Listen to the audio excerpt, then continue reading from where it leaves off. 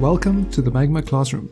This particular classroom series focuses on the basics of digital painting, starting with the fundamentals of value, shapes, light, and color. We've done a good few apples and spheres already in previous lessons, tried our hands at some more interesting still life studies, broken down simple landscapes, and even run a gauntlet of timed exercises to speed up the learning process. This weekly hangout is intended for the determined beginner, and we'll take our time to explore each subject and learn together. I'm your host Ryan, the resident painter and caffeinated Wookiee at Magma, and while I grab a tea refill here, you can find all the instructions for joining me on the canvas in the description below. Ready your drawing tablet, we'll be getting started shortly.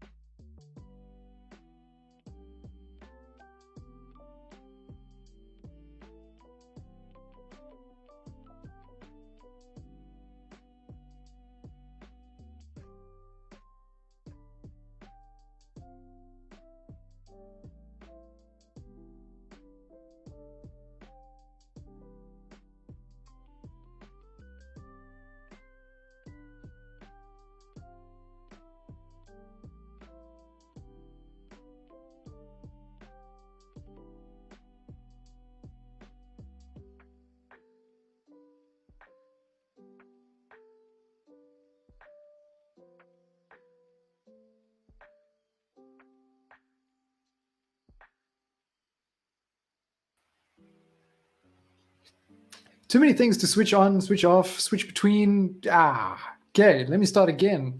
Hello, everybody. My name is Ryan. Welcome to the classroom. So, sorry about that little technical issue. There's always something every time. I can't seem to remember everything in exactly the order I need to do it. Anyway, so the past number of weeks, we've been looking at our fundamentals of digital painting, or painting in general. Actually, this applies whether you're doing drawing, you're doing painting, digital or traditional. And now we're at the point where we're doing a bunch of different studies of different subjects and applying those fundamentals each time. So whether you've tackled any of these before, or if it seems a bit intimidating, it's all good. That's why we're here. We're here to figure it out. And we'll always be going back to those initial fundamentals that we've covered already. Value being the main one, how light or dark something is. Perspective is another that we haven't really discussed very much, but we're going to soon. Value, shape, lighting, bit of color temperature, all these things come into play. And today we're going to look at fabric folds. I'm not going to explain too much about this. These are fairly straightforward folds that we got going over here. For those who are joining, who are not sure how to go about joining me on the canvas, there is a link in the stream description. I have also pasted it in the chat. You will need to join the Magma Classroom Artspace first, and then follow the canvas link. We can find you here. I've set up a bunch of canvases down below, so if you want to grab one of those for yourself, you have the space to do that and not worry too much about what everyone else is doing. Like I said, this is more going to be us sort of just studying the subject, taking the time. But I'm going to break down things a little bit first. Let me just bump up the music a little bit over here. Get a little something in my eardrums. That's a chill. Not too loud, not too loud. Just tell me if at any point the music's too loud, if you can't hear me, or if the stream screen decides to freeze, because that happens too. Okay, so first things first. I'm going to just grab a brush here, the nice red color, that should be fine. Just to point out some things, what I'm going to be looking at as we get started. I'm going to start with this top left one, this sort of yellow-green type thing hanging. Now with fabric, something to keep in mind is always where there's tension, or where there's a point where weight is being held. So, for example, in this one, we've got a very pinned point over here, and things are falling down from it. Draperies or fabric's always going to sort of fall down towards the ground, and if the fabric is long enough where it hits the ground, it's going to cause falls in different kinds of ways. If there's multiple points where it's being pinned up from, it's going to fall in certain kind of ways and warp in all kinds of interesting ways, but it's going to give us interesting shapes. And that's the approach I want to go for here. I want to look at just what shapes are being created, simplifying from a very basic shape first, and then we start to add in all the different folds. So with this example here, first thing I'm seeing is triangle shapes, right? If I just sort of squint my eyes, it's always good practice. We're seeing screen with tablet, so I've got to readjust here. These sort of triangle shape is the first thing that sticks out. And we've got our ground sort of starting over here, and it just touches there. So we've got a bit of this diamond, well, elongated kind of diamond thing going on, and then it runs along the floor too. And it's got some folds in there. But I'm just thinking about the silhouette first, just what that basic shape is, and then I'll start adding in the other areas, because now we have a straight sheet of fabric, and now it's all falling down to one point. So it's still the same amount of fabric, but it has to sort of fold on itself. So from here, there's another point coming this way. Can't really see what's going on here. I want to see what's up. So it comes in and it's sort of wrapping around underneath and down. And if we follow with it helps sometimes follow the wireframe as well, just to see what's happening in the way of planes. It's sort of coming across and down and like that. So it can be helpful to just try and understand what direction the fabric is moving in, just to make better sense of these different planes. And there's very soft edges between planes. It's not as distinct as with a cardboard box, for example. So edges are much softer, but there are still distinct planes and changes of direction as things flow. So that's what I'm looking at here, and I'll keep that in mind. It sort of wraps around like this. Our light source obviously is over there. Here as well, it comes in and then sort of folds under itself here. It's a little difficult to tell what goes on behind there, but again, squint your eyes, you can start to look at the shapes that are here. We have a light shape that's in there.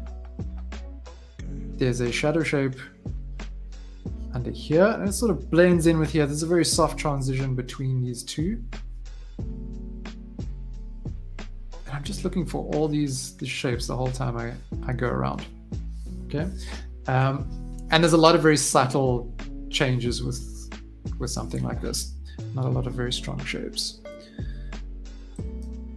To look at this one as well, just the same kind of thing. Very straightforward shape to start. You don't have permission to add a new layer, do you know? You should. Let me check all the other things here. Sorry, I missed a canvas there. There we go, you should have permissions now. If anyone else runs into that problem, just let me know. Gets me every time. There's always one canvas or all canvases where I've forgotten to adjust the permissions. So here, same thing. Let's get a different color. It's a little easier to see. Very simple shape.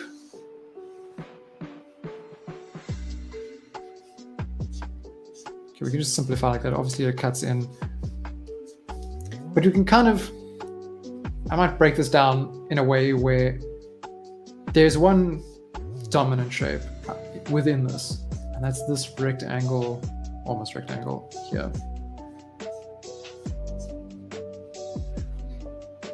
And as it folds around like this goes back up straight to the sort of tension point or the load bearing point, which is this rod over here. So it folds around.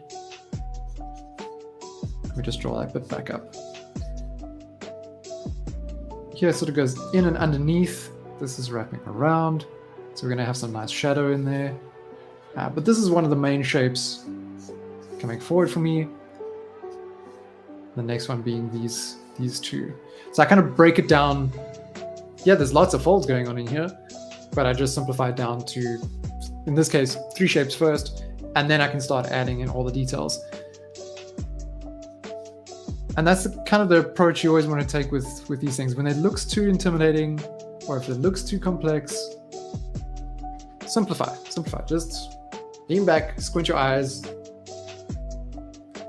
kind of disconnect from all the details and look for the bigger shapes first, the bigger shapes of value, the bigger silhouette shapes, and then work from that. So now I'll get into painting. We're also going to look at these in a little bit, but let's get comfortable with these points first. You're welcome to just jump in and start painting on your own canvas if you want to. Otherwise, I will explain a little bit as to how I approach all this. I don't want to be too zoomed in. Let's hide this. Okay, so I'm going to start with the top left one. We have, of course, a very clear light source coming from the top left. Okay, so it's definitely lighter on these points. Okay, so I'll keep that in mind. In terms of values, I select sort of subtle changes, but we've got a mid-tone value here that we can start with. I'm going to go straight to color. Excuse me. If you prefer, do it in black and white, grayscale, focus on values. If the color aspect is intimidating, that's fine. Focus just on values then. Okay, so I'm going to go with something like this. Bigger.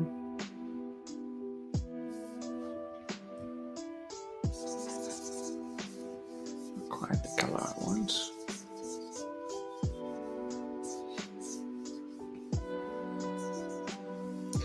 Got quite a warm light on there. Just want to rough that in a little bit. Just so we have a general light transition. Doesn't have to be fancy. On the other side, it's cooler. But the shadows are definitely cooler. That's probably way too much.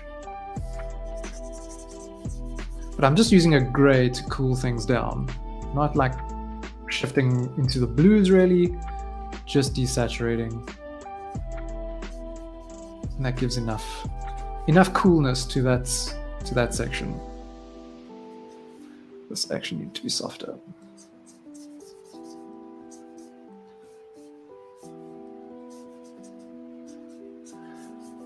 Okay. I'm going to sketch this in first. So I want to grab still my normal round brush, set it to size, change it with opacity. There's my hardness. Yeah, that should be fine. That should be fine. Okay. I'm going to plot points. If I want to get this fairly accurate, I'm just going to start plotting points roughly. So almost like right at the top. Looking at that angle over there.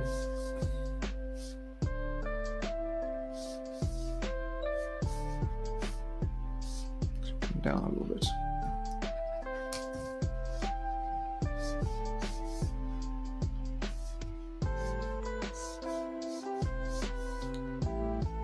Doesn't matter if it's sketchy.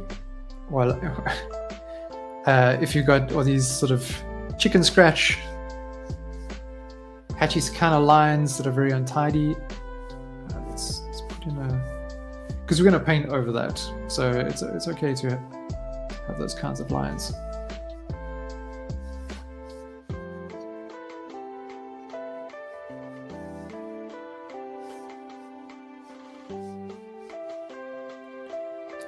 This, which comes in.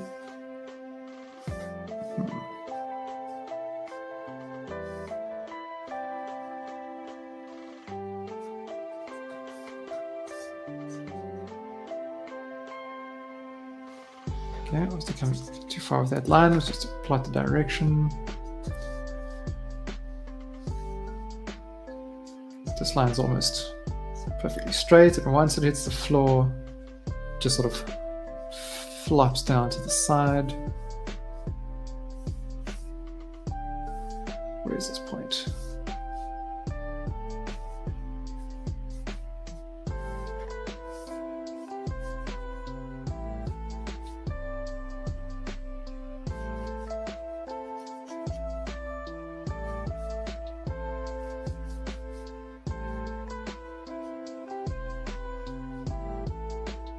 Okay, that's pretty much enough just to get things plotted down. Now I can put in my color. It's just to get a rough placement of things. You can get as accurate or loose with this as you like. It's generally not a phase you want to spend too much time in. But let's get it, actually let's get this shadow right in here so it's clear.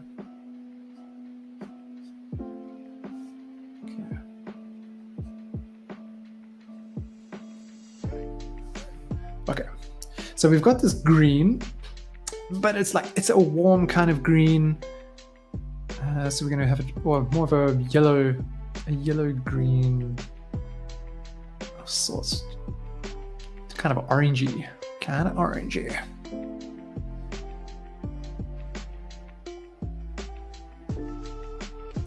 Probably deceptively orange. I'm going to keep my sketch layer on top for now, put a new layer underneath it.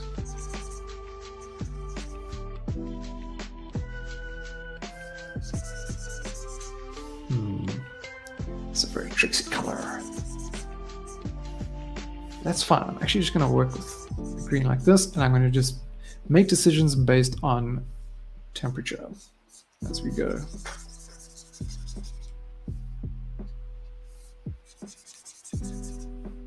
Yeah, hello. Come on, paint. Put that paint down.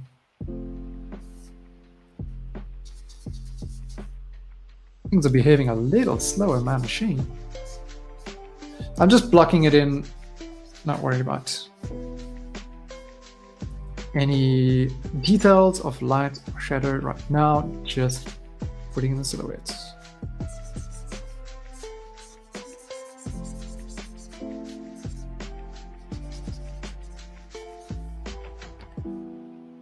And okay, I'm going to merge my sketch layer down. And now you can decide you want to start with adding lighter planes first. You want to go into shadow. I typically move to the more shadow points or the more shadow values to start. And so there are two, say three, even this is quite a strong shadow that's in there. But this shadow seems a bit cooler than this one over here. It's way more saturated, way more orangey.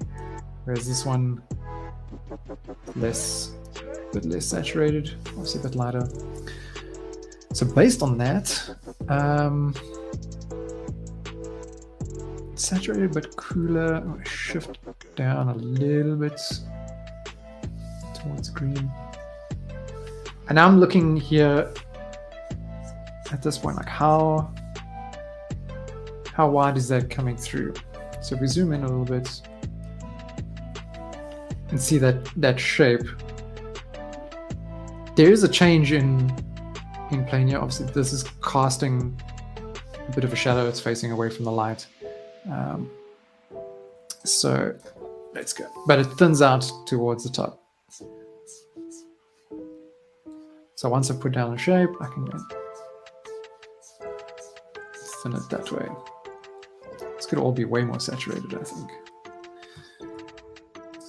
I've got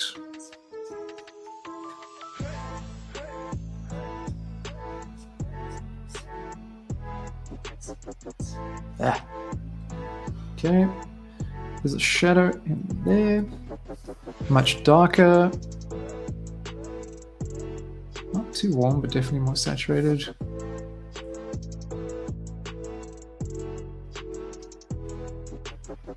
I'm just going to fill that in. There's a shadow that's being cast underneath here. Definitely on the warmer side. Let's shift that way. And when I talk about warm and cool, there's two things I'm referring to here. One is a little bit of just warm colors versus cool colors. Typically warmer colors, sort of around here, your orange, reds, yellows, and your cooler colors, purple, blue, green. But there's also how a color looks and feels, and that tends to be relative to other colors around it. So like I mentioned here with the background, this light is quite warm. Okay, the background was just this sort of creamy color. I brought a warm light onto it, and when things are lighter, often they desaturate, but the color temperature is a bit warmer, so it's kind of going straight up and a little bit over to gain the slightest smidgen of saturation, which you may or may not do depending on the type of light that you've got going over there. But then shifting cooler from the local color was really a desaturation without changing the hue. So it was desaturation and lowering the value a little bit. And then that relative to what is next to it looks kind of bluish. Okay, it will stand out much more if you go to a more orangey color next to it. But grays are really interesting. It's just changing the saturation will make it look warmer or cooler depending on what's next to it. The power of grays. This as well looks quite cool here, but definitely more towards blue. Actually, I want to go quite a bit over to blue here. Shadow extends. Shadow is not to be erased. There we go. Okay, it could be darker than this, but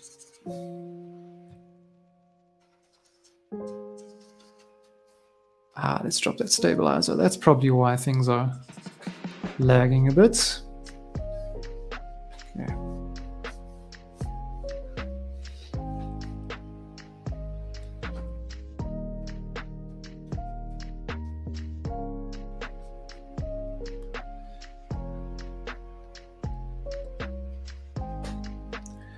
And then I can plot some basic light. Light is warmer, so I'm going to it's light, so I'm gaining value. I can desaturate it a little bit, shift it over. So I'm not worried about exact color accuracy on this, but I'm just thinking more in terms of what's going on with the light. That's way too strong. Let's come down.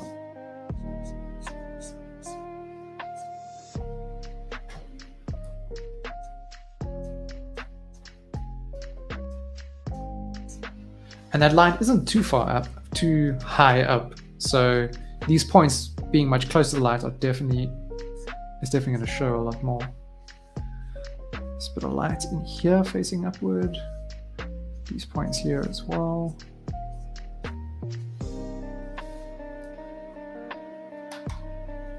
Stay zoomed out. I'm going to make this Orange.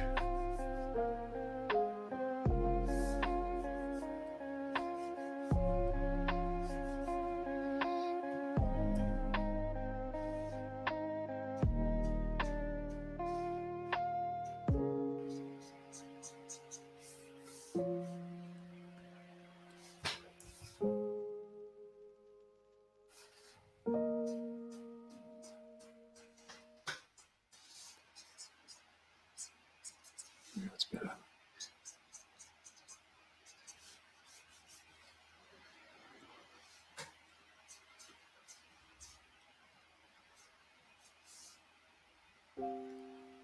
And when it comes to transitions, if you want to keep a more graphic style, and you can keep your edges a bit harder. But if you want to be more like the fabric that's in there, very soft transitions, at least in this case, because it curves, it's not like a perfect fold.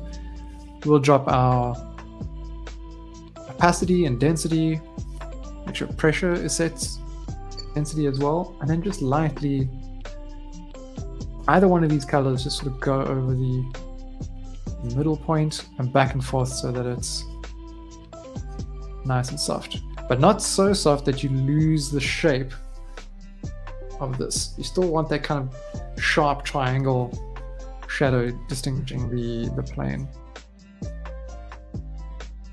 but just have a little bit of transition between the two.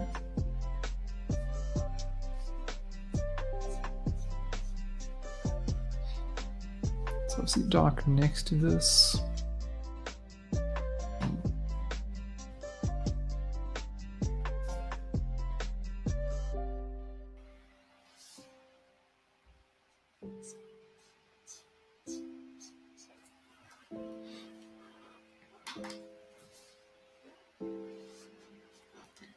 Let's see if everyone's doing fine on their cameras. Is that, yep, cool. So this one, so it's in shadow, but overall there's a lot of warm light bouncing. See, with the shadow on, if we look at bounce light,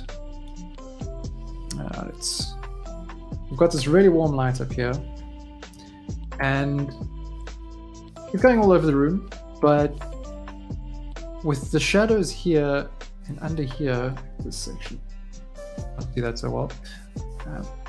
Maybe here, and in there, it's quite a bit warmer. But part of the reason for that is that this light is coming in onto the surface, onto the green blanket or cloth, whatever it is, and bouncing back into those shadows. So overall, this is a very warm, meant to be a more warmer color than what I've put in here. That warm light is bouncing into the shadows a bit. So instead of that shadow being quite cool, it's getting warm bounce color into it. Whereas on the right hand side here, we don't have that same bouncing of the warm light here, so it's going to look quite a bit cooler. This is probably a bit too cool.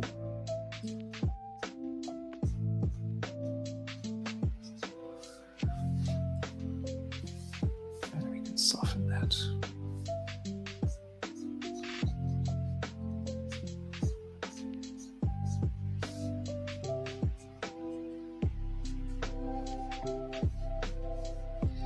So under here, I want to make it, let's erase these.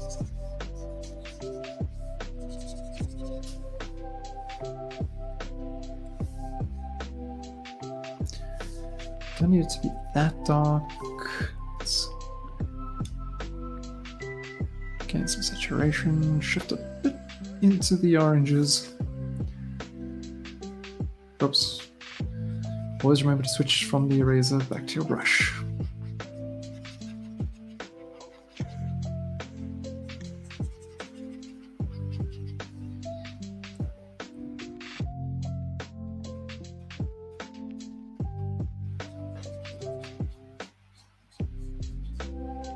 So I'm trying to be mindful here of what direction these different points are facing.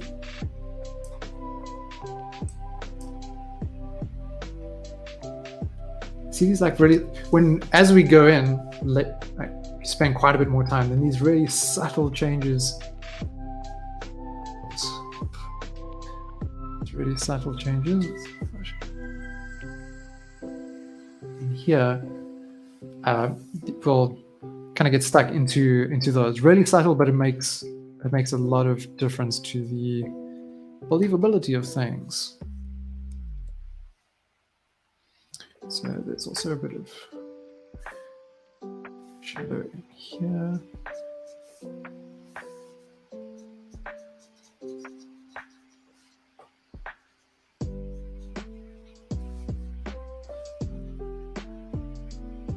I want to go darker with my shadows. Get these really strong ones in. They have quite a hard edge, so get this right.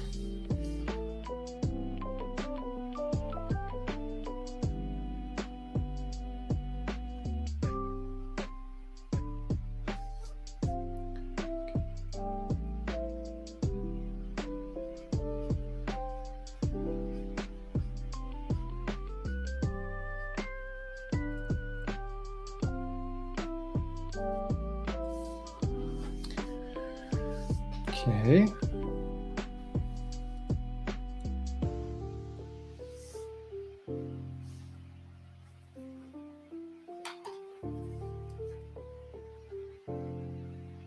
So here's an interesting part.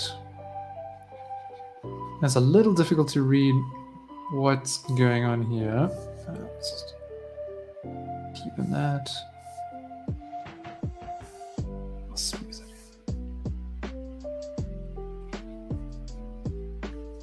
I'm getting distracted. In here, grab a red thing again. Again, just following the shapes of things.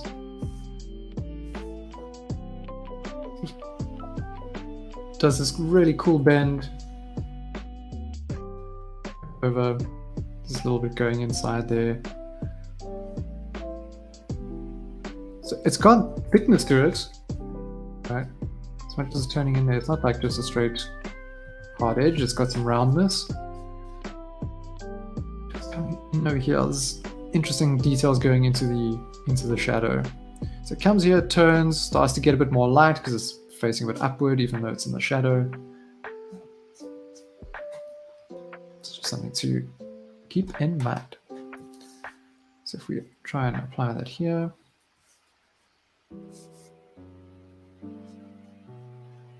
comes in, up.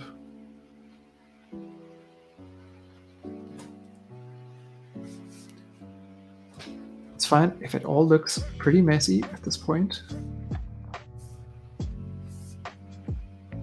It's going to be like that when you work super zoomed out. I can't see my reference. Show me my reference.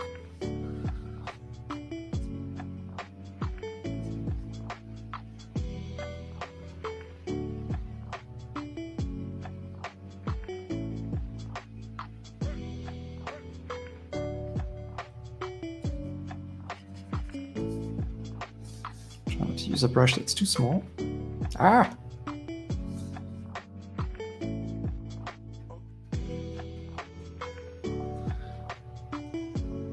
Shadow in here again. Some mask stuff.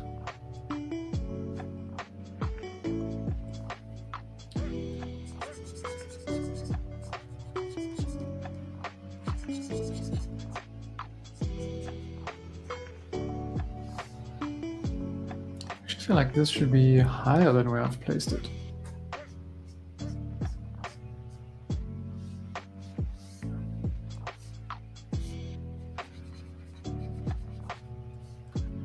I want to add some shadow in here.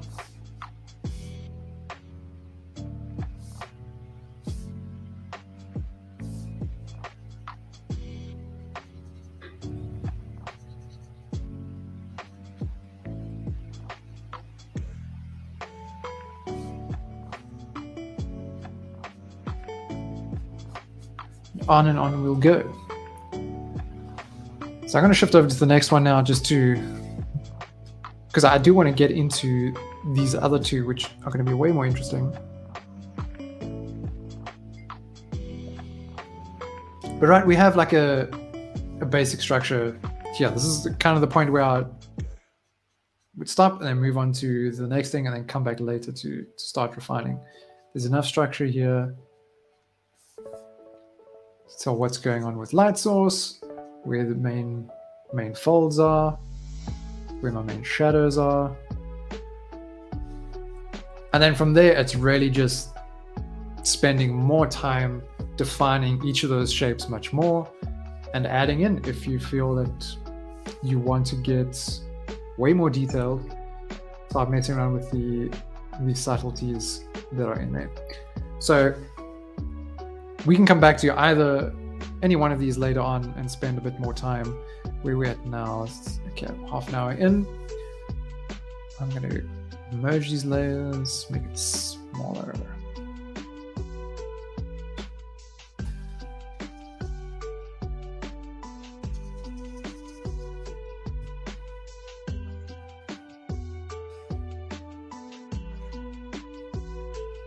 Shift it out of the way.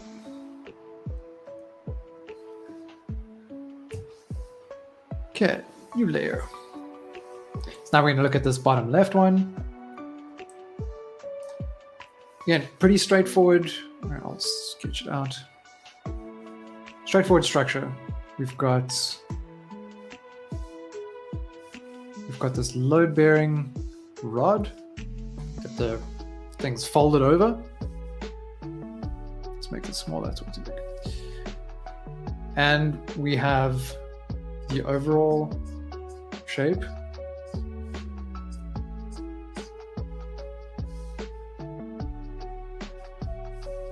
And if we were to simplify, it's kind of just like that rectangle, triangle. Everything will sort of fit within this, or just outside of it. We have the main shape inside here. For me, this is a dominant shape.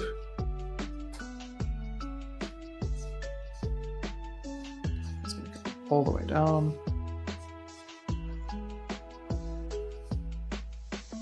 Probably a bit closer here.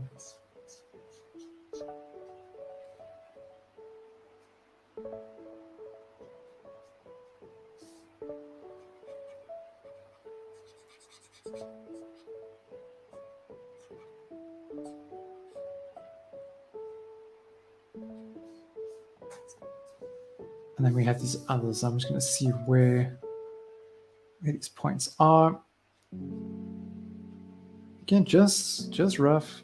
Doesn't have to be perfect. Beauty of, I don't know, for me, when it comes to digital painting, I give rough, very rough shapes down first. So I've kind of had to get used to this approach, very messily putting down shapes first, and you can easily paint back over it. Whereas when you're working on actual canvas with real oils or acrylics, you do want to plan a little bit more, because it can set you back quite a bit if you make a mistake.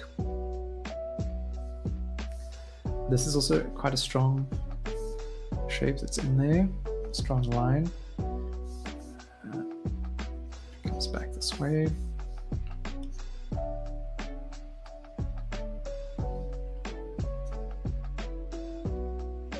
This almost works where it is. Okay, but that's it. That's enough to start putting down some color.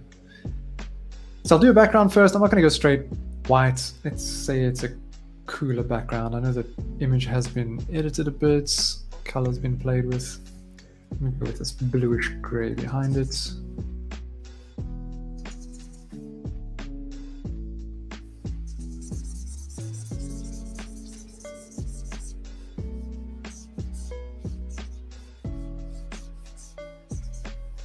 And light again seems to be coming from the top left.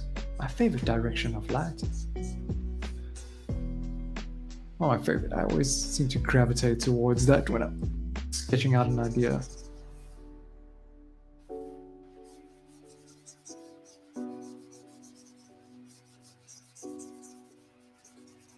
Okay, just to suggest that a little bit. Now, what have we got? We've got a... It looks red, like an orangey red. That's where... somewhere here. How does this look? Oh, let's bump up the opacity first. Yeah, I can work with that. I can work with that.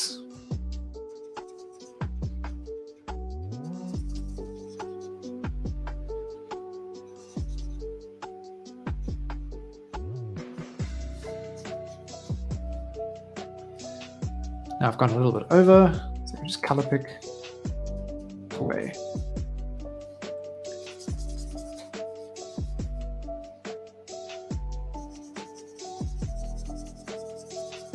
Of course, at any point, if you do have questions, feel free.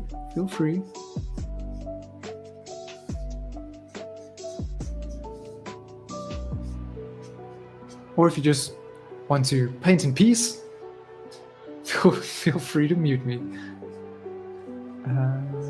Okay. Okay. And overall, we've got... looks slightly warmer, the light. Oh, not warmer. Yeah. So desaturate a bit, lower, up the value. That's way too much. So I'm going to color pick. Because I'm working with density set to pressure, I'll just find a little color in between there. In between these points.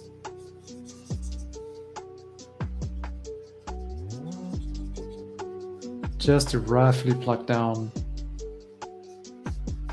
a bit of change in value.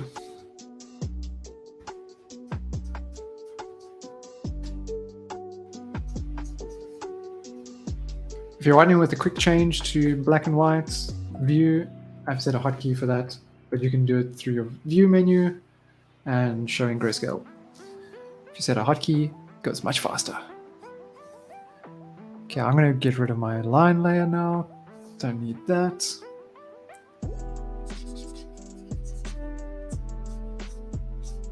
Oh, bad Ryan using the eraser. I just want to paint. Paint over the mistakes, don't erase them. And then lower down, it looks a bit redder. Gain. Let's shift it towards the cools.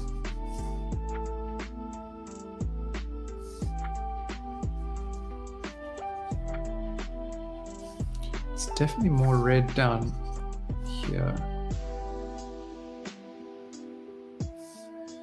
So I'm going to blend it in.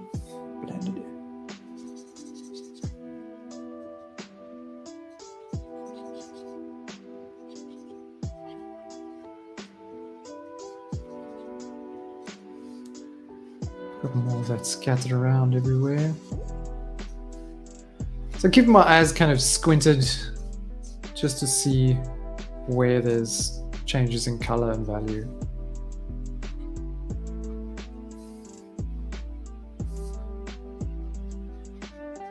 Probably want your eyes squinted for the first, I don't know, at least the first quarter of your painting.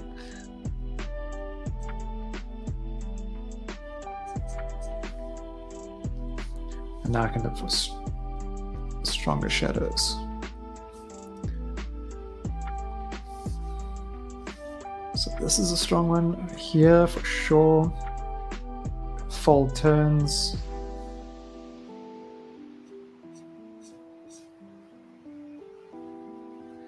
This comes all the way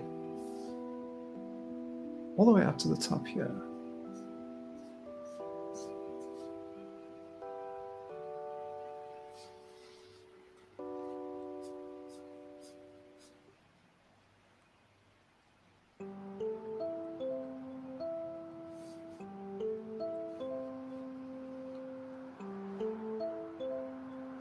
Some shadow that distinguishes these two next to one another.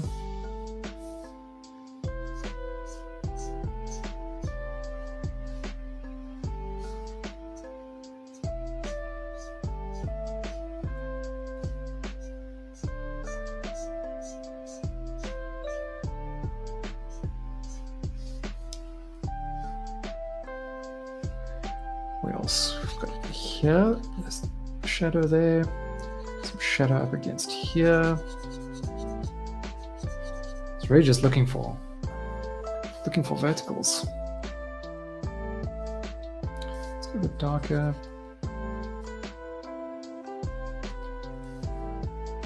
This folds up.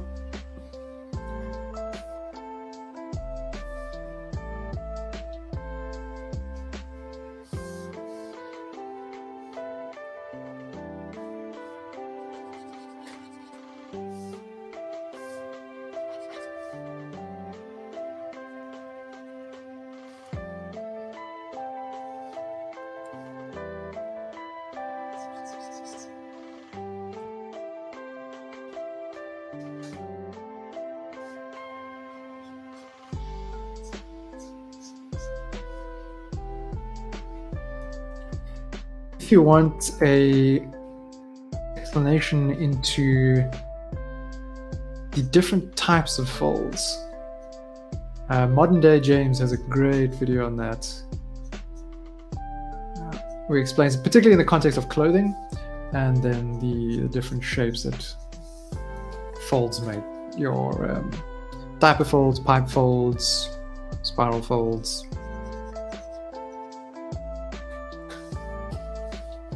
I just want to approach this with just looking at shapes.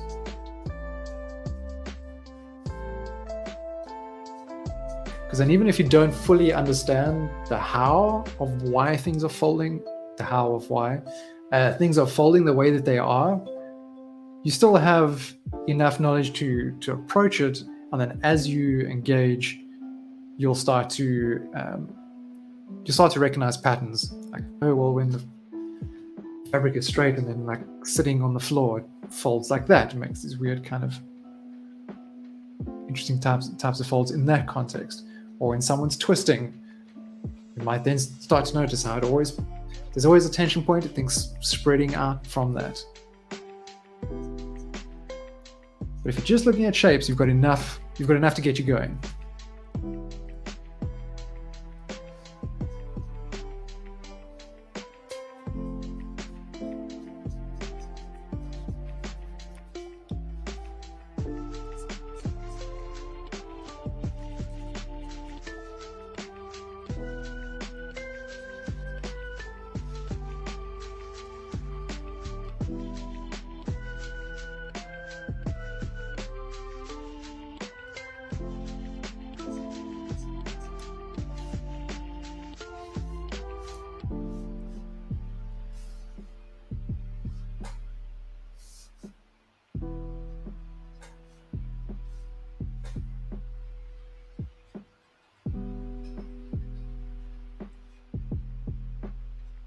You'll often see fabrics draped like this in still life painting, different studies with that, which is partly why I wanted to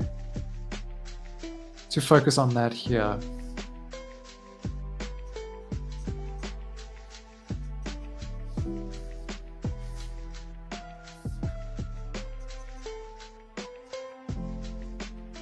It is quite fun to paint.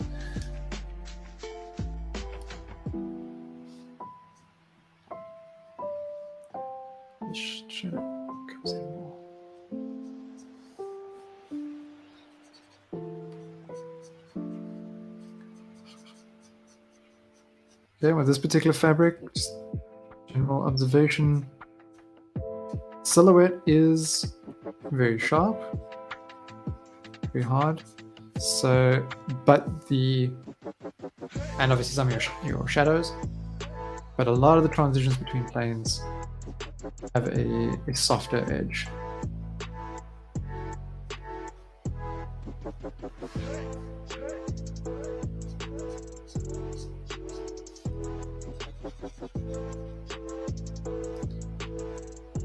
Probably use a bit of shadow to define this point.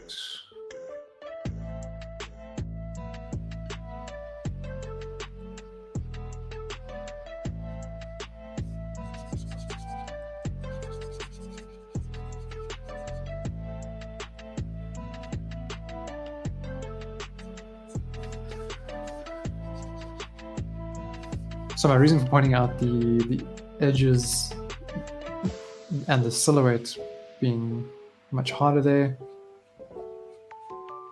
it's just that when it comes to neatening up, you want to make sure that your density and opacity is maxed out if you're applying new paint.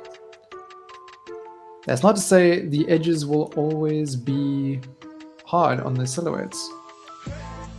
Edge control is, when it comes to your silhouettes, is also another thing. Sometimes you want to lose your edges. Topic for another time.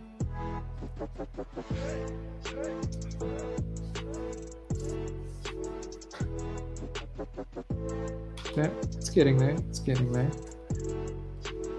There should be a bit of light here. And you can still look at this in the way of, we're talking about shapes, and shapes can be anything really. But you can break it down into triangles and rectangles and simplify it in that way and go for a more stylized approach. Like this, for example, you could just look at it as a triangle of light over here. Yeah. And then it falls down and we got shadow in there, a different color.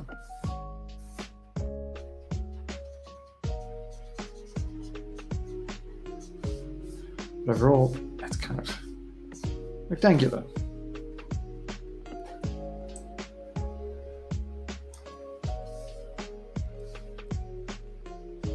Whoops.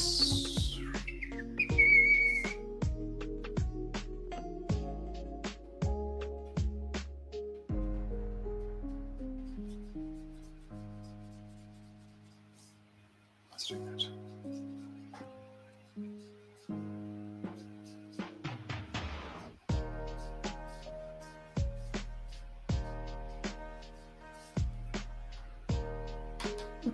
Okay. Where we are time-wise. Cool. I'm going to leave that one there for now. Merge it down. I want to get into this interesting hanging one on the top right.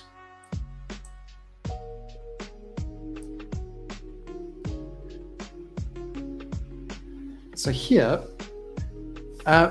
what you would notice with folds is that folds don't really cross and they don't overlap, right? They're not going to like cross over one another and continue with their with the way that they're folding, as though the other one wasn't there.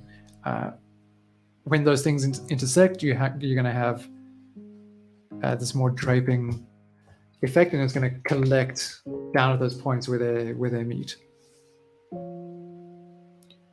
So, okay, I haven't painted this one before. With this, again, breaking down shapes. We've got this load-bearing point over here that the cloth is going to be hung over. So it's kind of coming over like that. Got this shape here. Oh, a bit of a tangent there. It's difficult to see the edge. And then it hits the floor, and then it like bundles out like this. Okay, it's been tucked under.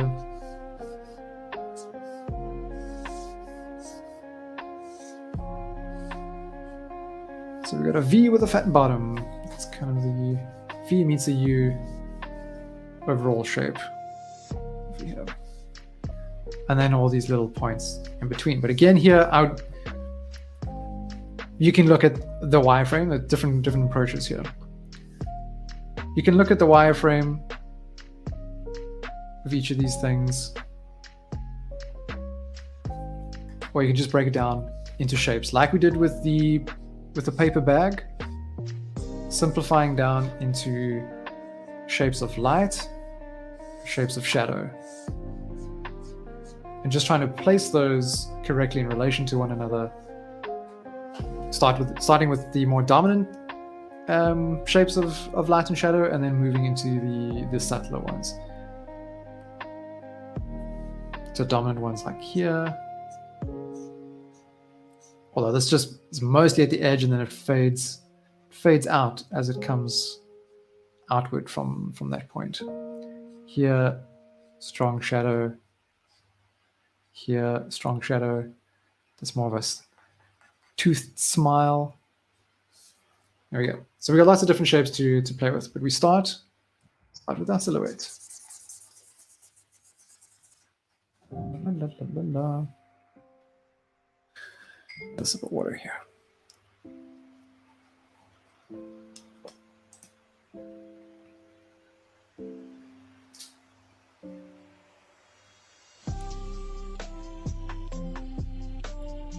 Nice, diving into the mannequin head there as well.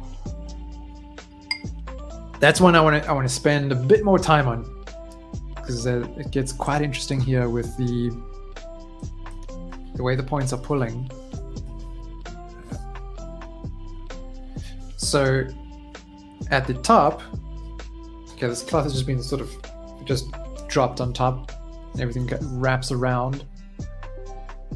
Okay, it would just kind of fall straight down were it not being twisted around to this point.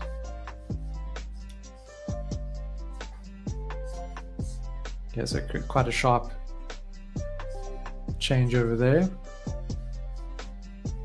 And then it's kind of been pulled in around the back. Oh, you can't see my hand. I'm like pinching at the screen. So it's coming down from the top, but also from the bottom. All these different points, and then some much softer shapes that it makes too. But if you've taken a straight rectangular cloth and put it on a round surface, which is what it looks like here, your folds, it's not going to just fall flat and perfect. So it's collected in here, comes out and back in. Oh, it's interesting points. Ooh, I can't wait to get to this actually. Let's start with this one though. I'm going to keep things grayscale. I'm going to sketch it out first.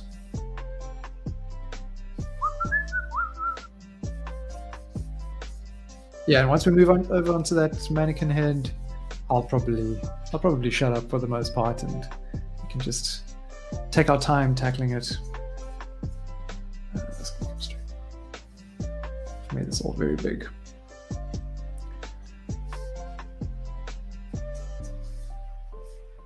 Yeah, let's start again with that.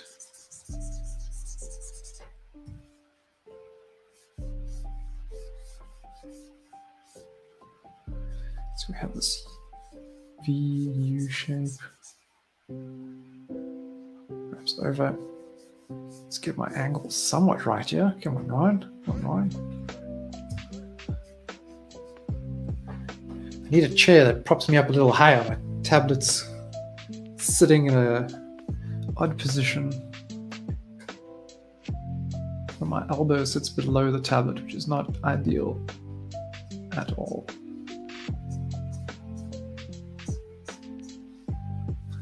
Okay, so with that, fairly straight. Yeah.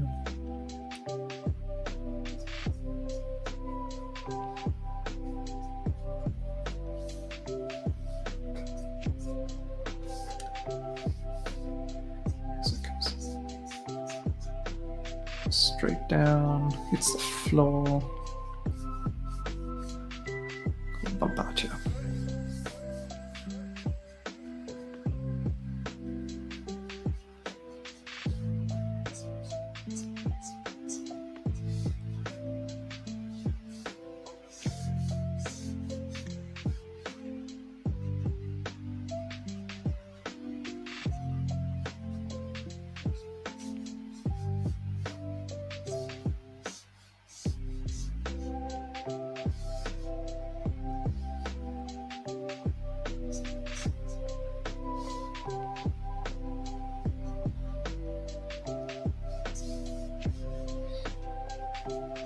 Okay, this was quite interesting too. Comes out quite far. far here. Got a plane facing upward over here. It thins out quite quickly. We've got a shadow created by this draping under here.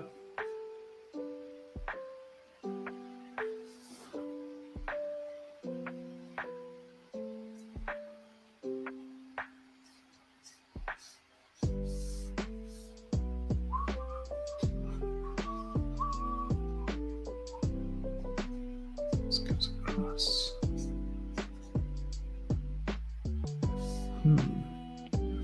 Yeah.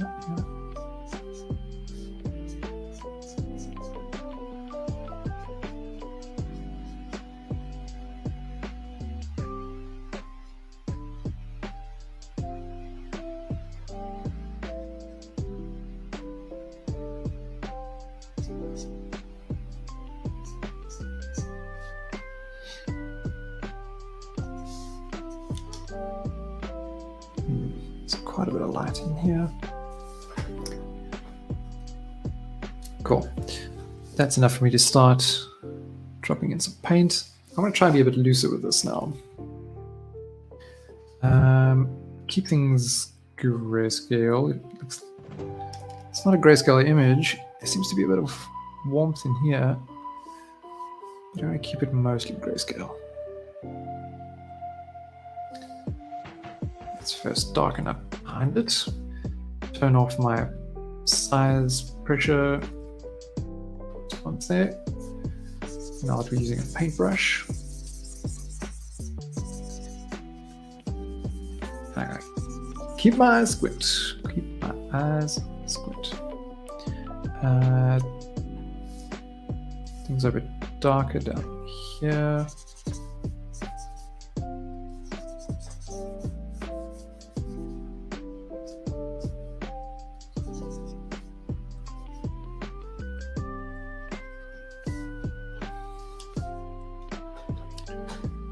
Then we have some strong light. Let's get those shapes in first.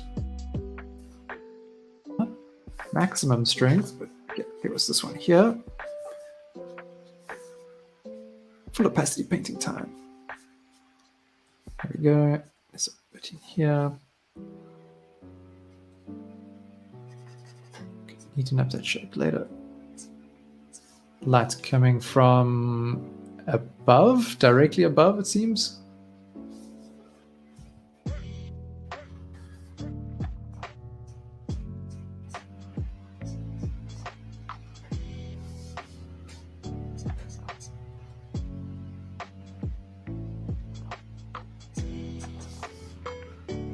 Seeing a few accidental paint bucket fills going on there in a couple of canvases. Kind of light, but that's too much. Comes underneath it too.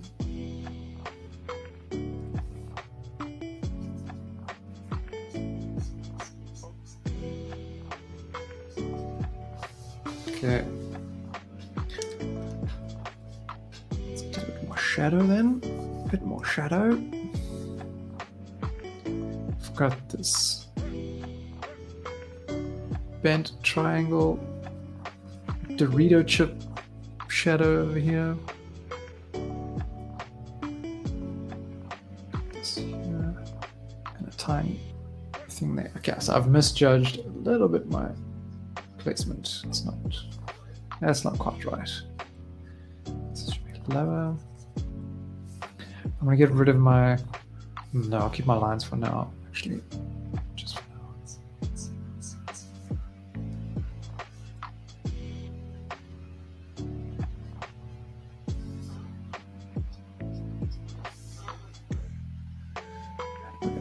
We've got the shadow just towards the edge here.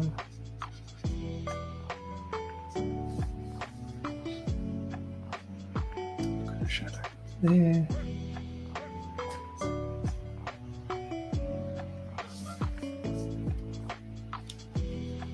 It's quite dark, shouldn't be that dark.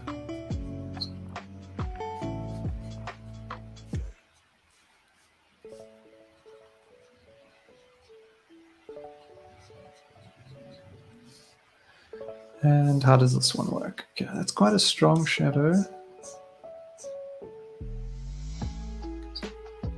All the way down to the floor. Got a bit of contact shadow where the cloth is resting pretty much against the wall.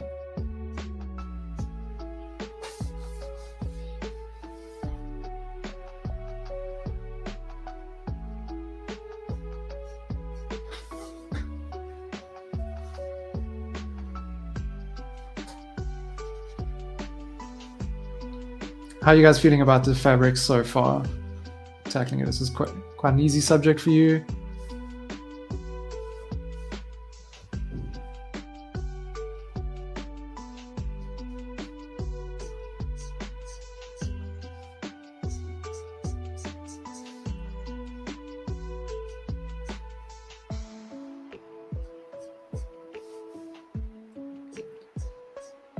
Maybe we can get Udi to speak about clothing folds with his stylized character design workshop that he's doing.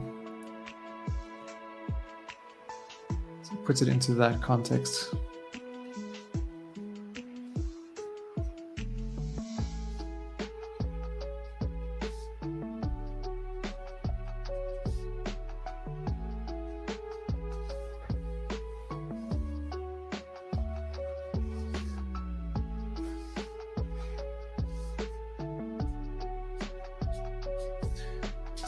Lines.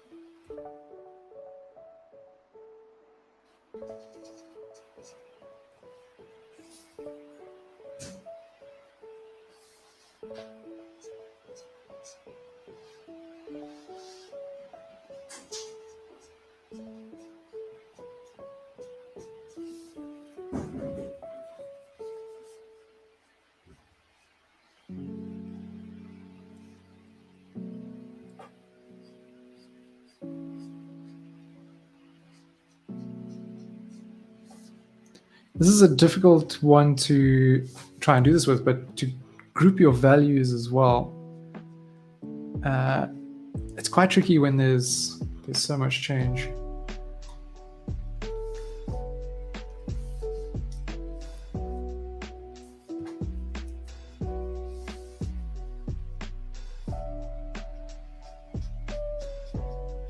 But my usual approach is not to go all the way to my darkest shadow right away. I kind of group these sort of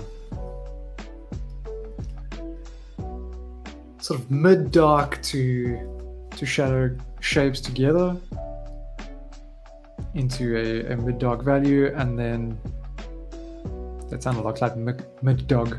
It's not a mid-dog value, and then add in the deeper shadows a little later.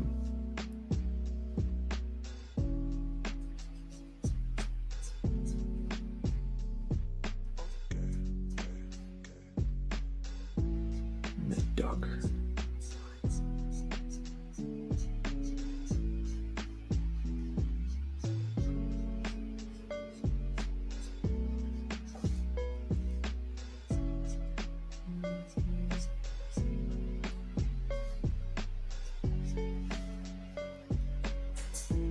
The same applies with light.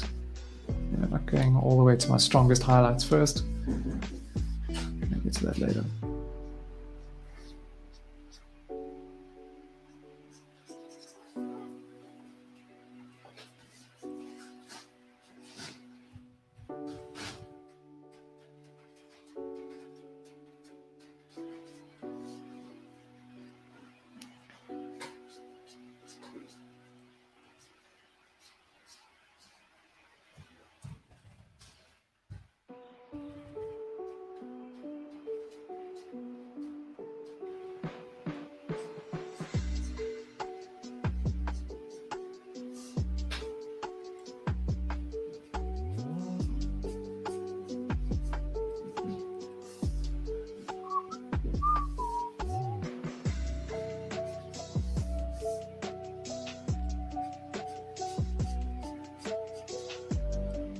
background is also quite light here.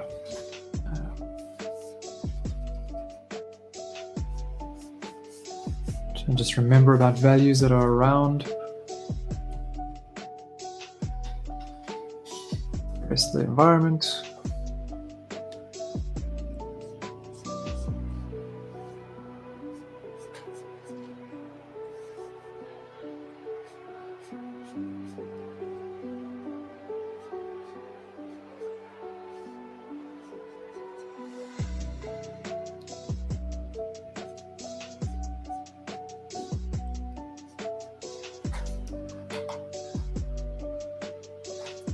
It's looking like something. It's looking like something.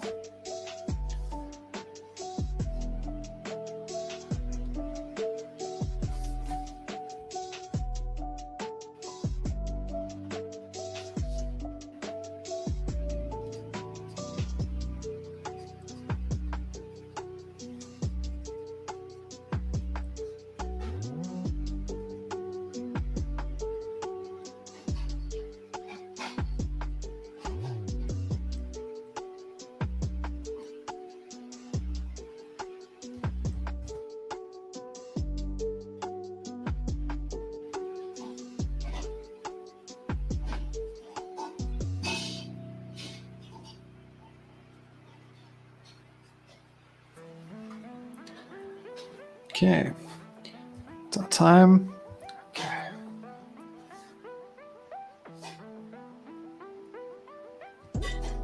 This is really sketchy. I should probably put in a little bit more time with this. But I'm keen to move on to this mannequin head and then really sink the teeth into that. So I think there's some more interesting folds there with varying hardness and softness of edges.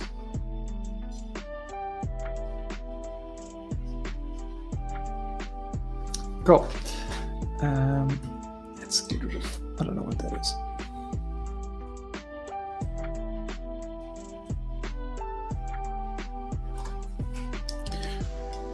But I need to get some water first. I'll be back.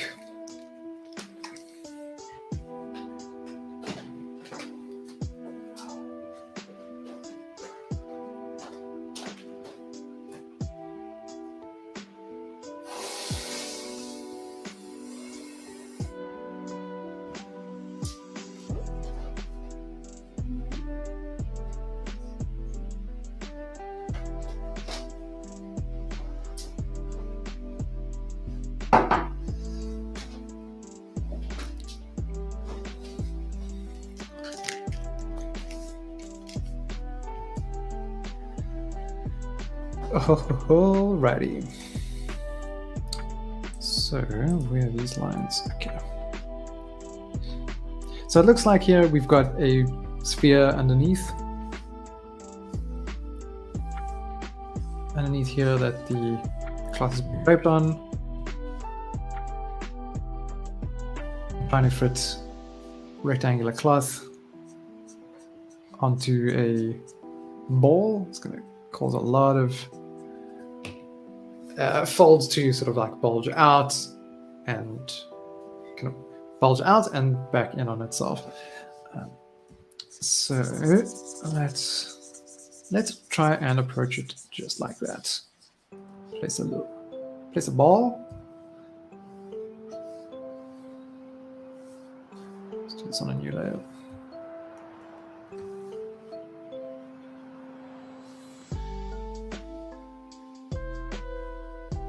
Oh, that's big. Let's take it out first.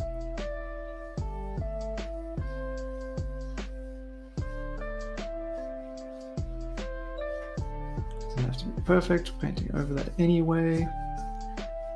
Okay. So here it comes out quite far. For turning down.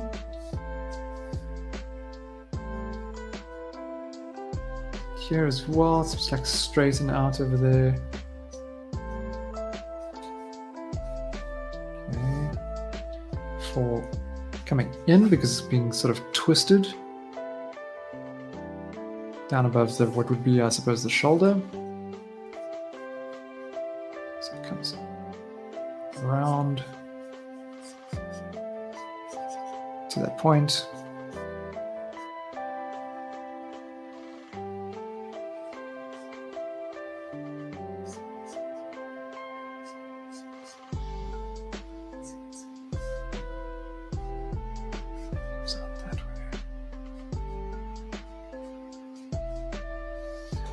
And then we have this here. Is that Ruddock over there? I think so. Let's have a quick look. Yeah. Okay.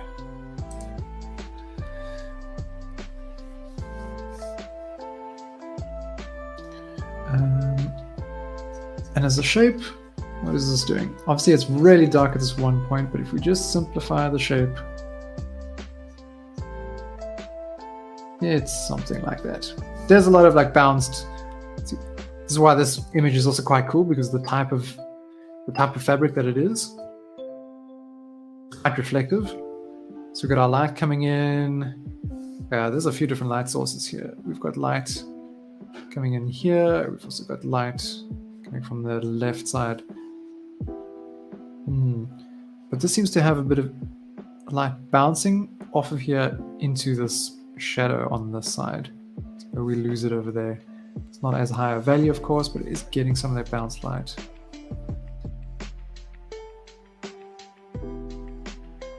So I think that's what's going on. That's what it looks like to me.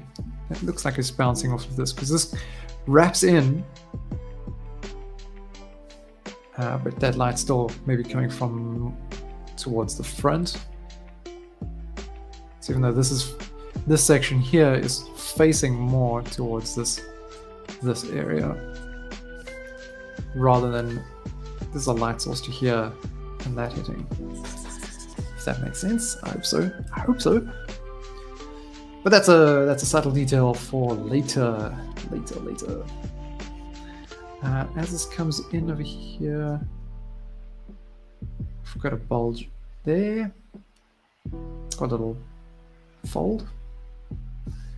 Got this fold that comes out here.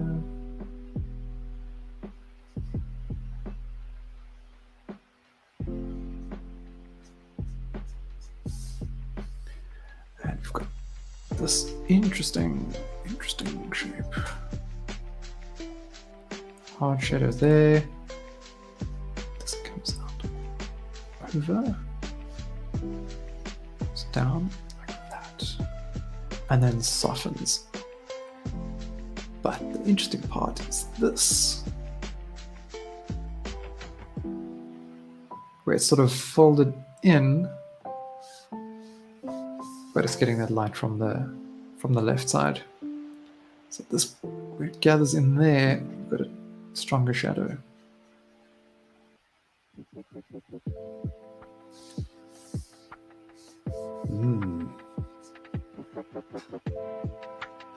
Okay, more shapes. What have we got over here? So it follows along this and then warps down, warps up, and then it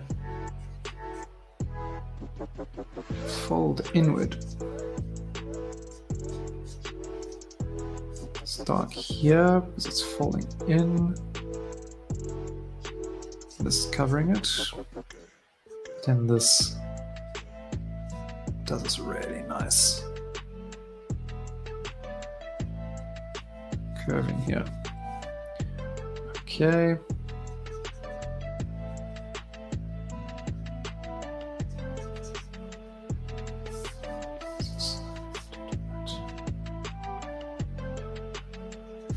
Cool. Now I'm going to shift color. This should be fine for now. Did not do this on a separate layer because I am a fool. Control X. That didn't work. Okay. Merge down. Aha.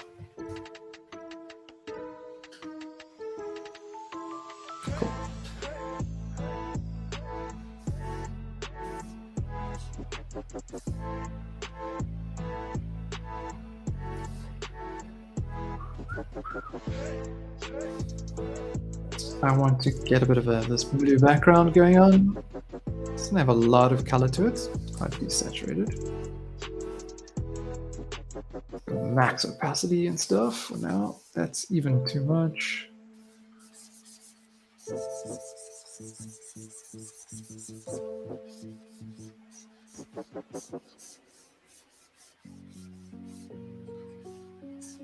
Okay.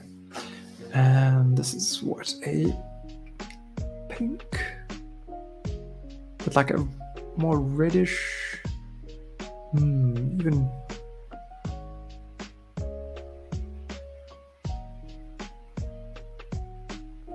towards the orange, I think. Let's see.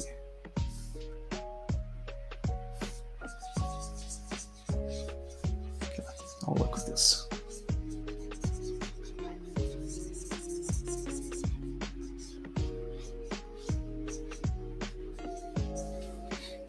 Putting in the dominant shapes. What's happening with color and temperature here? This is... Okay, we use our eyedropper, we can get a sense of what's going on here. Shadows go a bit to the warm side. Okay, so they're gaining. The light is cooler, so we're going to go with warmer shadows.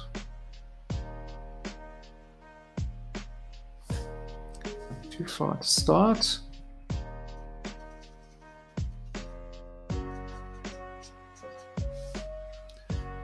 There's this shape.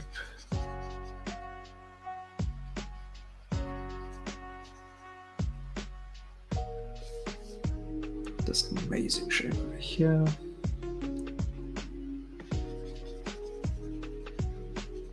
Which has quite a soft edge. I'll soften that in a moment. This side, so that other light must be coming from below on the right, because here we've got shadow.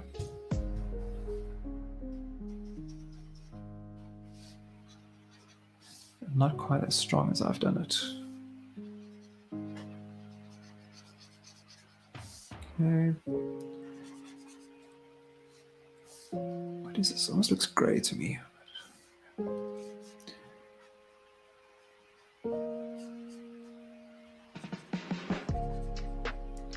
Let's just get it down.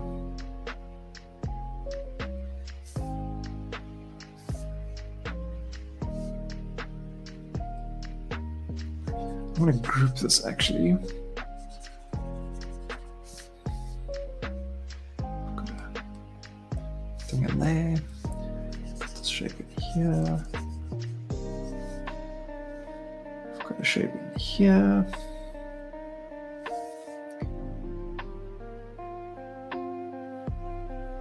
Got a shape very dark in here, but I'm going to group this as well.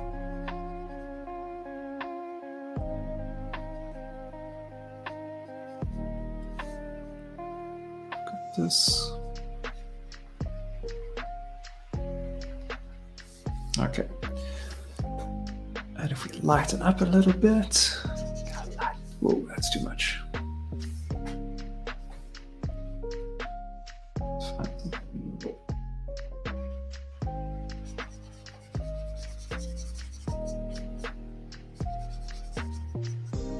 But it is very white, is this light.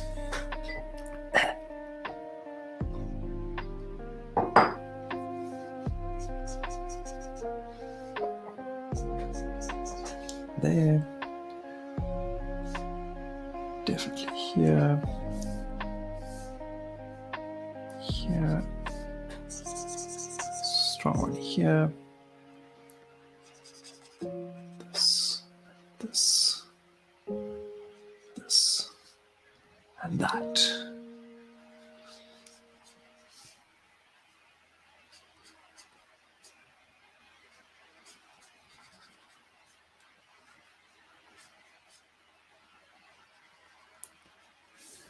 It's a little difficult to explain in much detail what I'm doing here. This it's really just following the shapes of light and shadow. That's it at this point.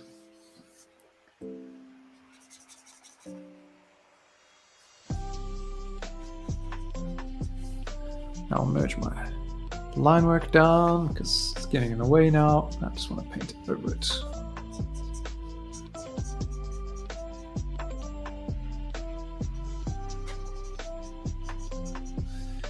To accentuate, I am going to just darken a little bit behind this head.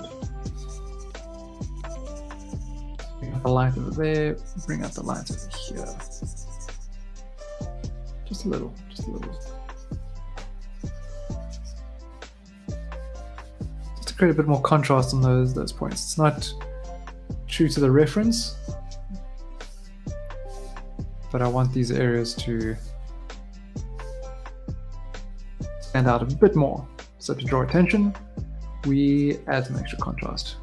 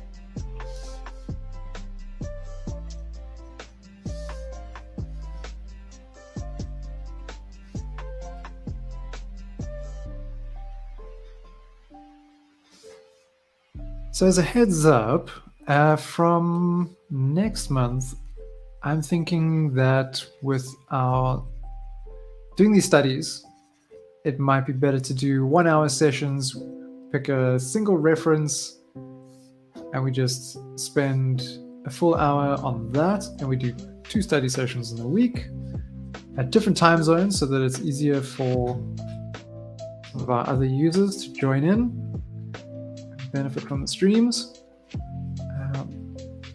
Yeah, so from next month, these will be a little bit shorter and more of a. I'll still explain my process and stuff because this is still meant to be helpful for our beginners. But yeah, the main thing is just sort of studying different subjects, doing still life studies, getting comfortable with light, not talking too much, put in some chill tunes, just get lost in our painting for a bit together.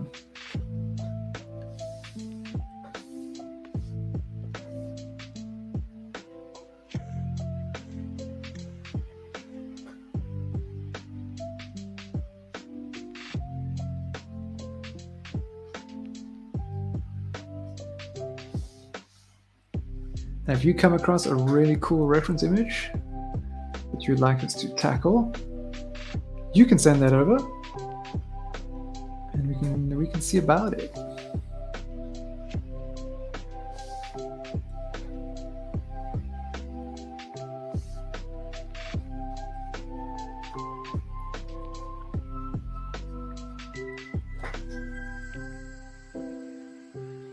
So easy to get distracted by things.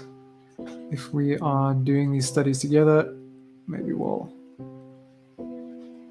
be easier to focus, can learn a little better, work on some challenging subjects without the distractions.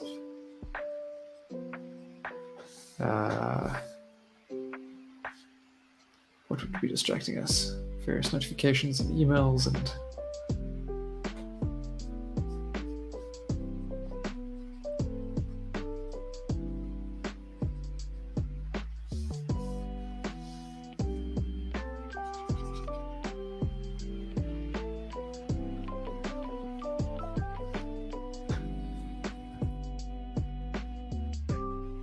How does that sound? 2 sessions a week. For some lucky people, it might even be ideal time zones or ideal time slots. Time zone for both of them. Quite a score.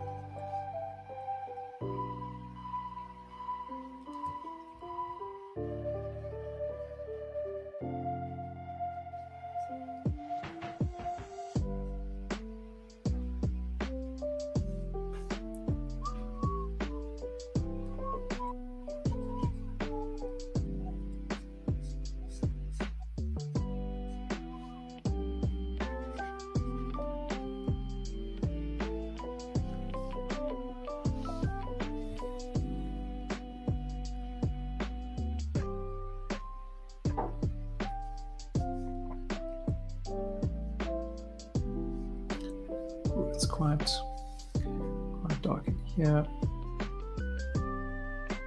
pointing towards that shape.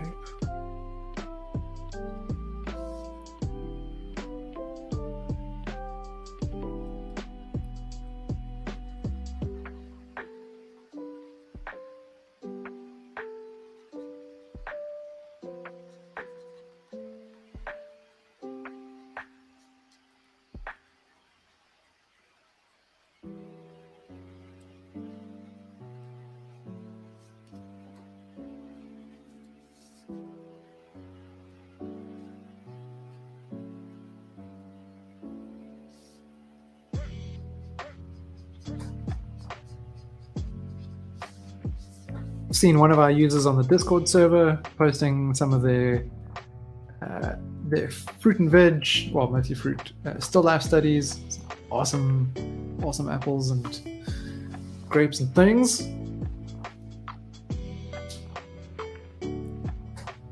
Cybernaut, yeah, that was the user's name. Very nice work. Don't underestimate the power of still lifes, as I did for so long. Yeah. Still life studies. I just want to paint that castle on the hill, man. Paint my weird fantasy characters. But studies like this are extremely helpful for tackling those various other subjects that you really want to be painting. So I'm really enjoying doing these still life studies as much as I am now for the classroom.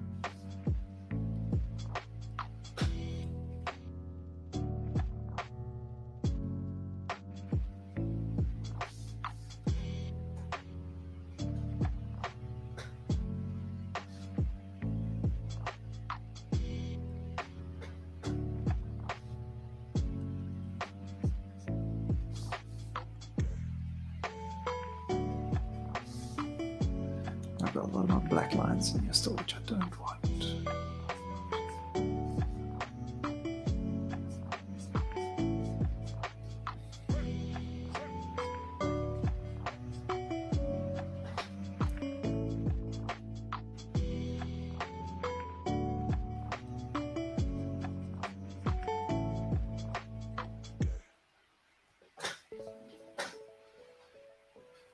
And maybe with doing 1 hour sessions, a little easier to maintain focus for the full duration.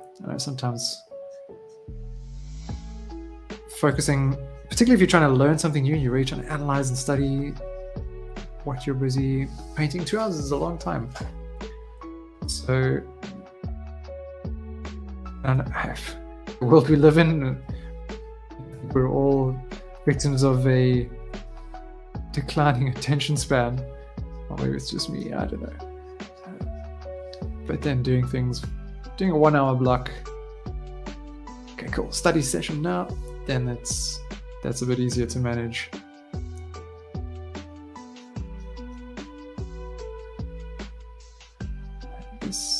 So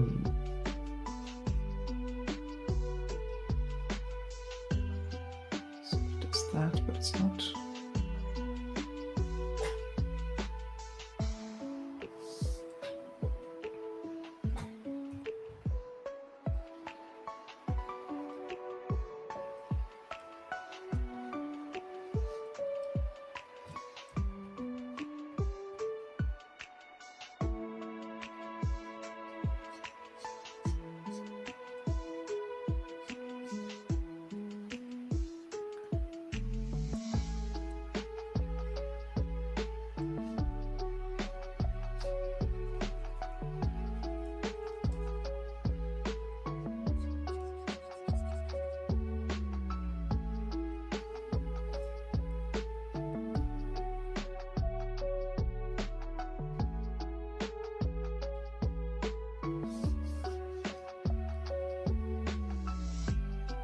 I'm struggling with this part.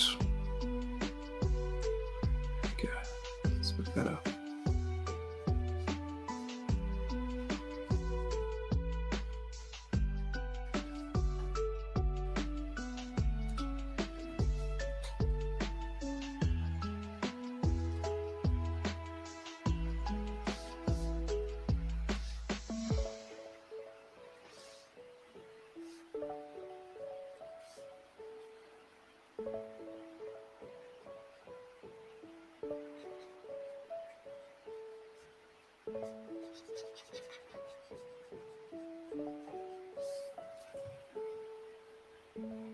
It looks a little too shiny, would have done here, perhaps.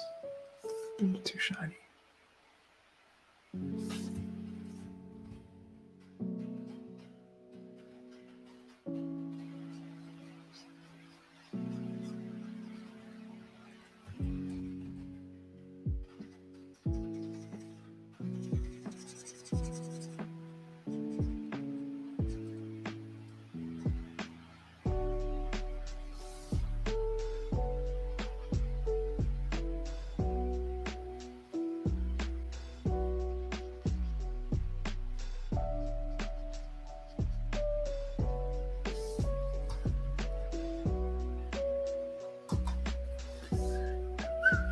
Our time like 20 minutes, so quite a bit of time to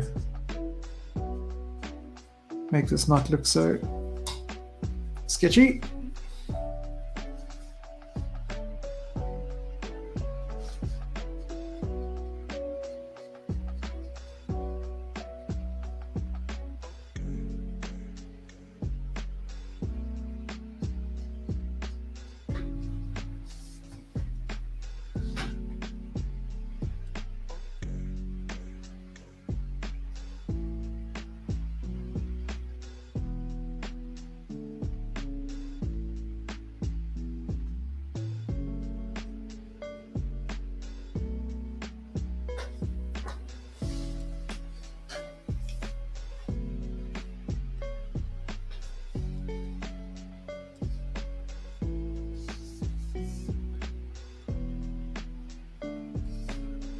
There's also a strong shadow in here, which I haven't put in yet.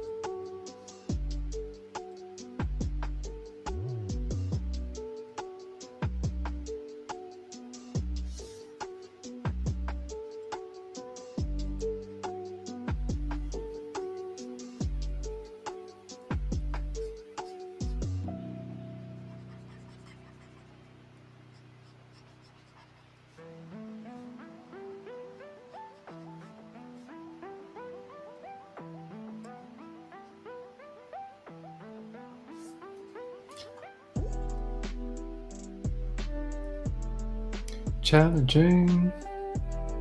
Just judging by the tiny thumbnails over here. You guys have done some nice work there.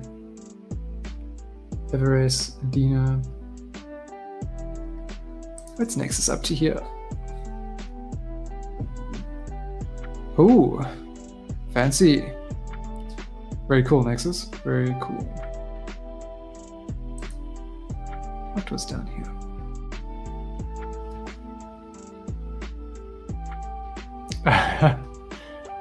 So eyebrow, if you happen to catch this later, stuck around listening to the entire stream while you're working, thanks for coming in and claiming your canvas.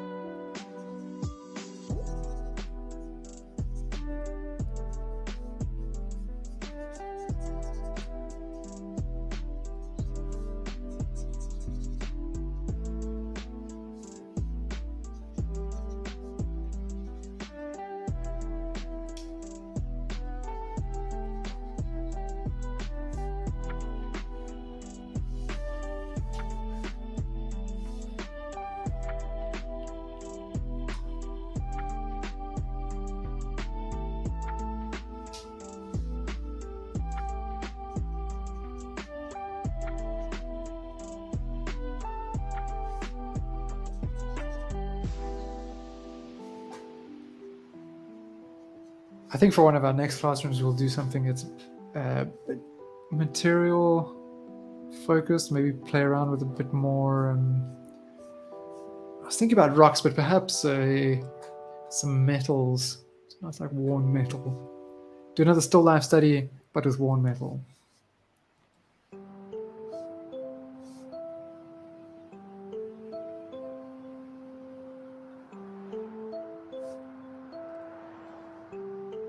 We might change up the time though next week for the classroom, for at least what would normally be in the Thursday slot, evening my time, because we've got a special clubhouse planned, special clubhouse stream. We're going to be doing 2 clubhouse streams, 2 different time slots. May the 4th and Revenge of the 5th. Star Wars theme. Seemed a perfect way to start off doing our 2 double clubhouse stream scheduling that we're going to try out in May.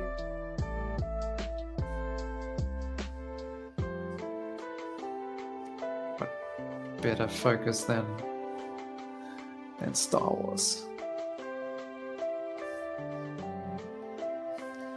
Let's come up a bit higher, actually.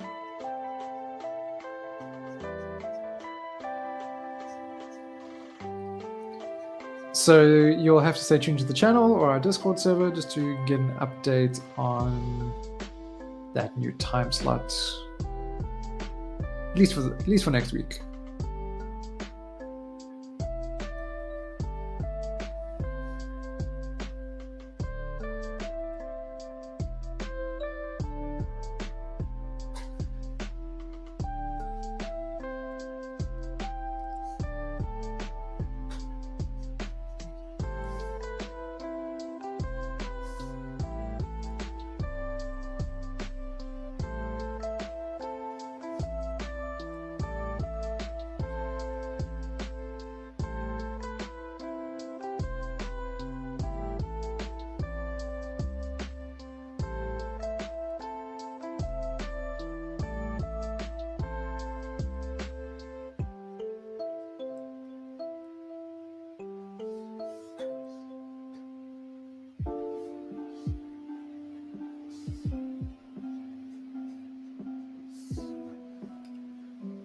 Okay.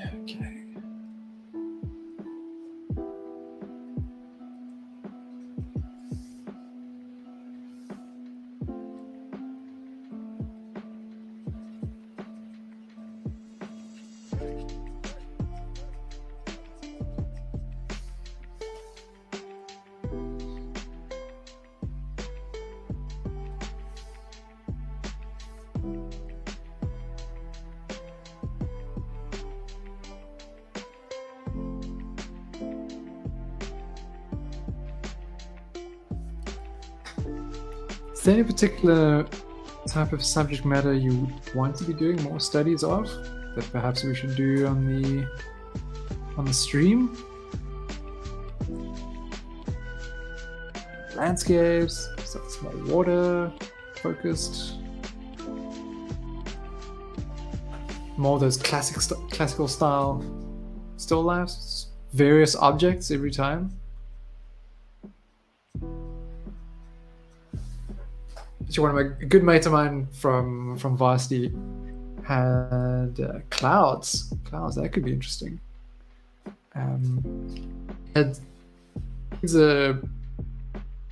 He did more like conceptual fine art with found objects, and all kinds of really interesting objects that he's collected from kinds of places, from dumps and secondhand shops and things found in nature. I can imagine the kind of still life to put together with all the stuff in his studio, or his old studio.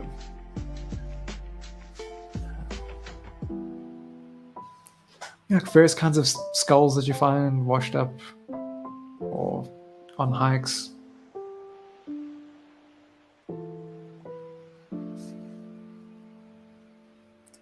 Things like that. Big agave things hollowed out. I don't know what you call them. Husks, maybe? I don't know if husks is the right word.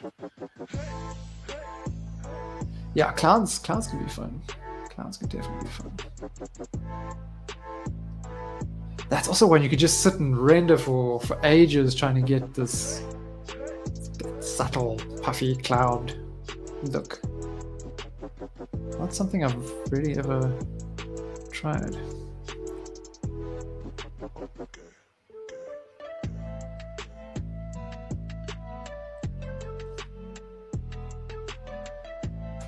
If you want to zone out to some cloud painting or watching some, Peter Molbacher, who's got the Angelarium series of artworks, really cool stuff. He's got a couple of time-lapse videos of him just painting clouds, because there's a lot of clouds in his work. It's quite cool to see.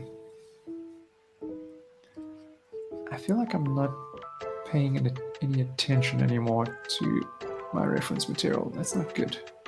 The focus, attention span has waned now. 2 hours long. My focus is struggling.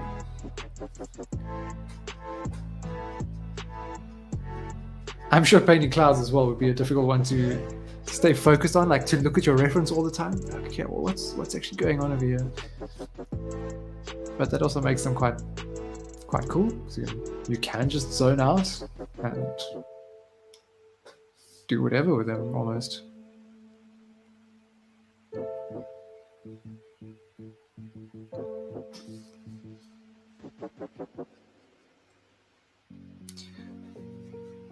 And I'm not being true to the details in here. That's what happens when you stop paying attention.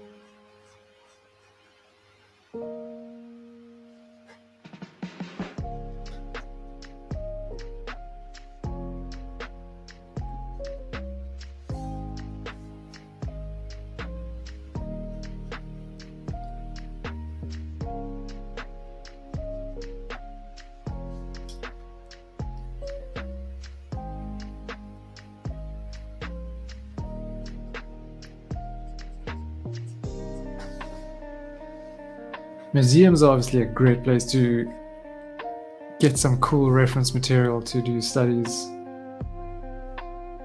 I've got a bunch of photos of different like Mughal weapons and stuff from a museum we visited last year. Yeah, I mean, yeah, practice painting different metals along with suggesting patterns inside them. Just have to be the exact things, but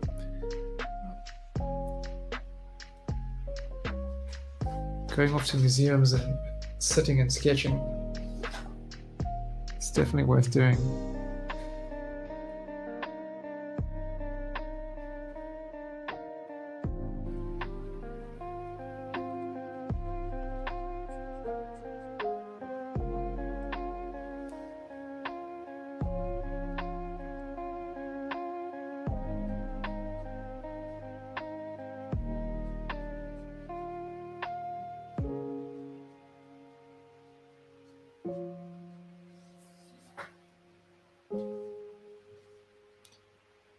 Okay, kind of happy with that. It's probably a bit exaggerated in parts. Some areas could be softer, some transitions.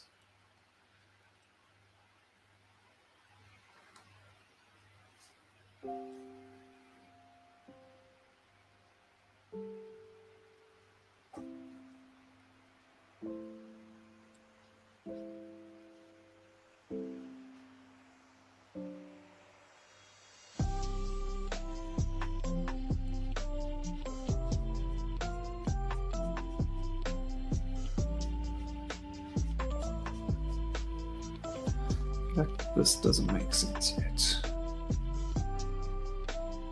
Oh, sit up straight. Sit up straight.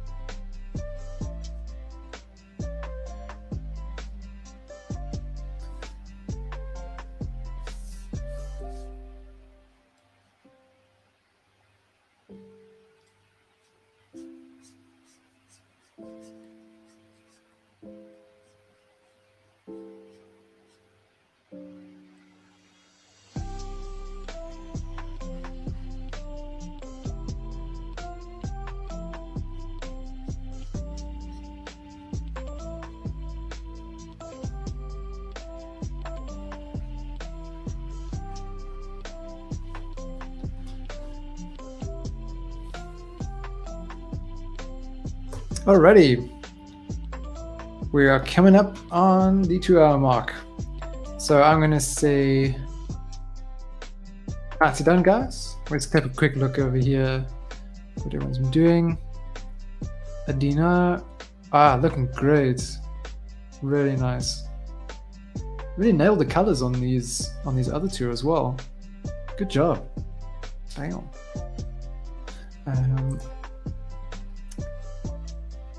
And Everest. Very nice, very nice. Capturing those folds really well. Awesome stuff.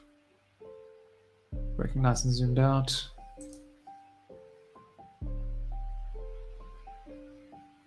Nexus.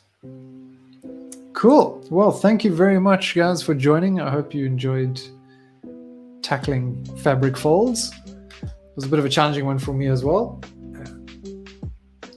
but I quite like it. Quite like it. So, like I said, next week we are going to possibly change up the time for the classroom. I will keep you posted on that. We will also be doing 2 classroom sessions and 2 clubhouse sessions every week during May. See how that goes. They're going to be at different time slots. Yeah, so something to look forward to. And if these have been happening a little too late for your liking or a little too early, hopefully those new time slots will be much better. Okay, have a good rest of the week, everyone, and we will chat soon. If you happen to spend more time on these or do some similar clothing fold studies, be sure to share your work with us over on the Discord channel. We've got a share your art channel there, and a classroom channel, so you can put your work in either. Cool. That's enough from me. Roll out the outro thing, which is somewhere here. Goodbye.